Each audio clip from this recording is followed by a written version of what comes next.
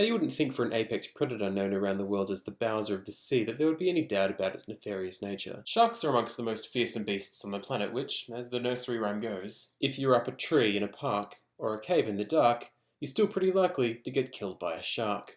Now this may be true, but there's a flip side to sharks that most people aren't aware of. See, when scientists started analysing the brains of dissected sharks, they began finding this brain tissue called rathenogens.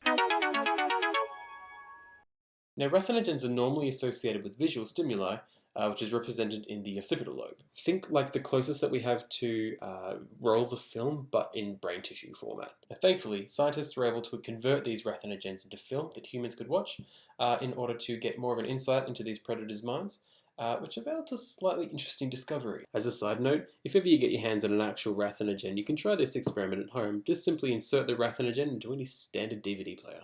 Let's take a look.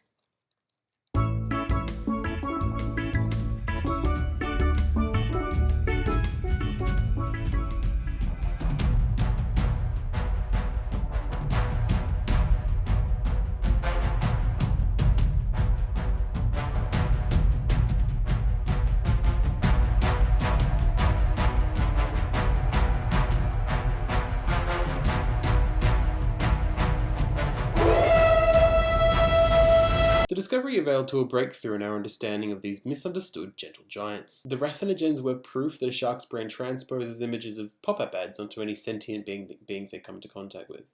And then actually what we were mistaking for savagery was in fact, if anything, like a philanthropic, if not somewhat mistaken, attempt to rid the world of them. Which is a sentiment that I'm sure we can all relate to. Meanwhile, let's just all politely forget that this video probably has ads on it. I figure like if a film like Fight Club can get away with bashing corporate advertising while simultaneously benefiting from it, then surely I can. Also, have you noticed that this is the second video in a row that I've actually died in? I certainly hope this doesn't become a thing, because then who will we turn to for random science facts? Probably this guy.